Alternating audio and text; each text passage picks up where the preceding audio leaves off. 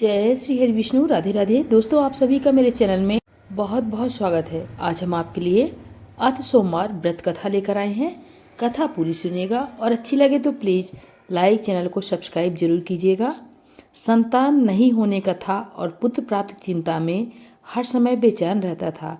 वह पुत्र प्राप्त की कामना से प्रति सोमवार को भगवान शंकर का व्रत और पूजन नियमानुसार करता था और सायंकाल को शिव जी के मंदिर में धूप दीप जलाया करता था।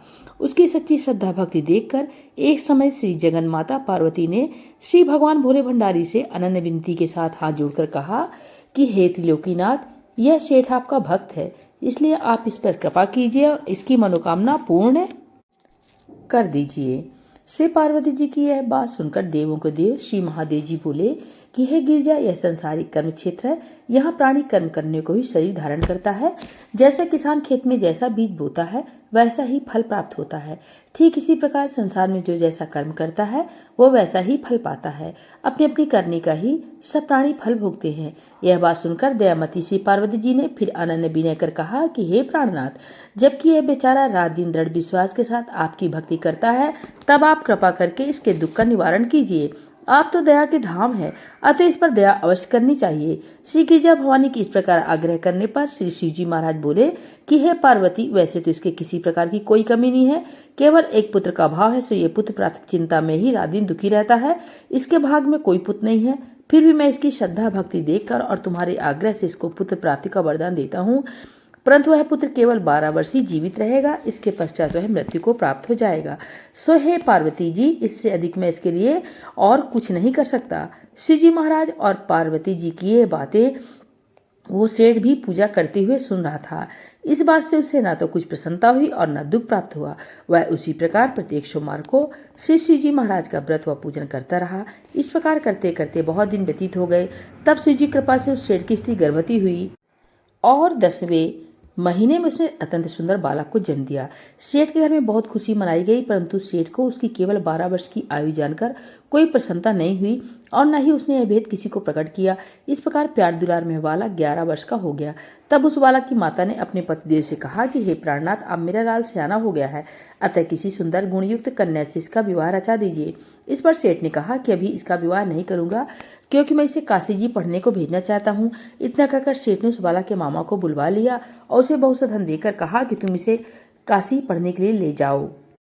मार्ग में जहाँ भी ठहरो वहाँ यज्ञ व दान दिल खोलकर करते जाना तथा भूखों को भोजन वस्त्र देते हुए चले जाना। इस प्रकार समझा बुझाकर सेठ ने दोनों को भेज दिया। वे दोनों मामा भांजे यज्ञ रचाते, भूखों को वस्त्र भोजन तथा ब्राह्मणों को दान देते हुए चले जा रहे थे। चलते चलते मार्ग में एक शहर में रुके। दैव योग से उस नगर के राजा की कन्या का विवाह होने वाला था और वर पक्ष का जो राजा बारात लेकर आया था उसका लड़का एक आंख से काना था। राजा को इस बात की बड़ी चिंता थी कि काने वर को देखकर कन्या के माता पिता विवाह से इनकार न कर दें। इस कारण जब उसने अति सुंदर सेठ के लड़के को देखा तो मन में विचार किया कि क्यों न इस लड़के को दूल्हा बनाकर बारात का ढुकाव करा लिया जाए, जिससे किसी प्रकार की बाधा न पड़े।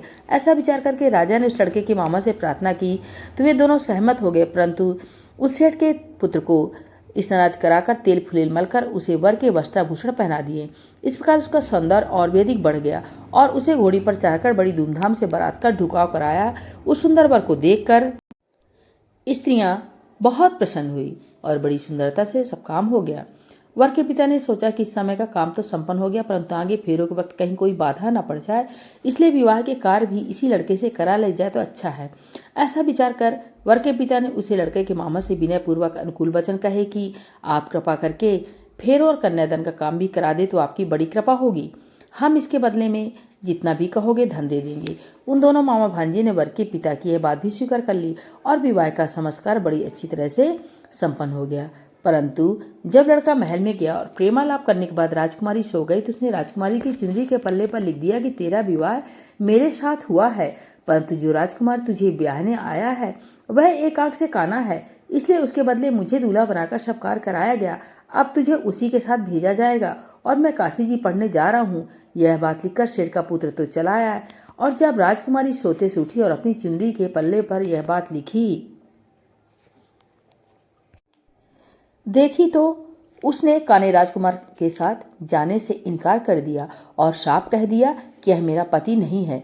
मेरा विवाह जिसके साथ हुआ है वह तो काशी जी पढ़ने गया है। यह रहस्य जानकर राजकुमारी के माता पिता ने राजकुमारी को विदा नहीं किया और बारात को खाली ही लौटना पड़ा। बारात के लौट जाने के पश्चात राजकुमारी ने ब्रह्मचर्य व्रत के साथ साथ सोमवार का व्रत करना शुरू कर दिया। उधर सेठ का लड़का अपने मामा के साथ काशी जी में पहुंचकर विद्याधन के साथ निष्पत्ति यज्ञ करता और याचकों तथा ब्राह्मणों को दान देता। इस प्रकार लड़के की आयु 12 वर्ष की हो गई। तब एक दिन उन्होंने यज्ञ रच रखा था कि उस लड़के ने अपने मामा से कहा, आज मेरी तबीयत बहुत खराब है। यह सुन उसके मामा ने भीतर लेटकर आराम करने को कहा। मामा की आज्ञा पाकर सेठ का लड़का अंदर जाकर सो गया और सोते ही सोते उसके प्राण निकल गए। थोड़ी देर बाद जब उसके मामा ने यह देखा तो उसे मरा हुआ पाया। यह देखकर उसे बहुत दुख हुआ। फिर उसने सोचा, यदि इस समय रोना पीटना किया तो यज्ञ अधूरा रह जाएगा। अतः उसने धैर्य धारण कर यज्ञ को संपूर्ण कराया और ब्राह्मणों को भोजन वस्त्र व दान देकर विदा कर दिया। यज्ञ में सब देवताओं सहित वहां शिव पार्वती जी भी आए हुए थे। माता पार्वती जी ने तमाम हाल जानकर और सुंदर गुणयुक्त सेठ के पुत्र को मरा हुआ देखकर श्री जी से कहा कि हे प्रभु, यह तो उसी सेठ का पुत्र है जो कि आपके वरदान से हुआ था। पार्वती जी की यह बात सुनकर शिव जी ने कहा, पार्वती, इसकी आयु इतनी ही थी से भोग चुका। तब पार्वती जी बोली कि हे प्रभु जी, यज्ञ में समस्त देवताओं सहित आपने जो भोग यज्ञ के ग्रहण किए हैं वे सभी निषेध हो गए, क्योंकि यह यज्ञ के समय से ही मरा पड़ा है। इसलिए आपको इसे जीवन दान देना चाहिए। दूसरे एक अबला के साथ इसका विवाह हुआ है और वह आज तक आपका व्रत और पूजन प्रत्येक सोमवार को करती है। उसकी आत्मा की पुकार को आपका व्रत और पूजन जो कर रहा है, क्या वह आपका परम भक्त इसका मरना सुनकर दुख नहीं पाएगा? सो हे प्रभु, आप कृपा करके इसे जीवन दान दीजिए। इस प्रकार पार्वती जी के बार बार आग्रह करने पर शिव जी ने उसको जीवन दान दे दिया। तब शिव जी कृपा से सेठ का लड़का पुनः जीवित हो गया और शिव पार्वती कैलाश को चले गए। अब वह लड़का और उसका मामा प्रसन्नचित उसी प्रकार यज्ञ करते कराते हुए अपने घर को वापस लौटे और उसी नगर में आए जहां उसका विवाह हुआ था।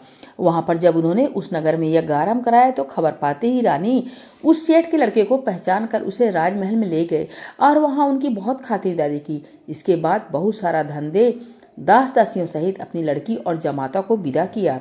अब ये सब उसी प्रकार यज्ञ रचाते हुए अपने नगर में आ गए। तब उसके मामा ने कहा कि मैं पहले तुम्हारे घर जाकर खबर कर दूं।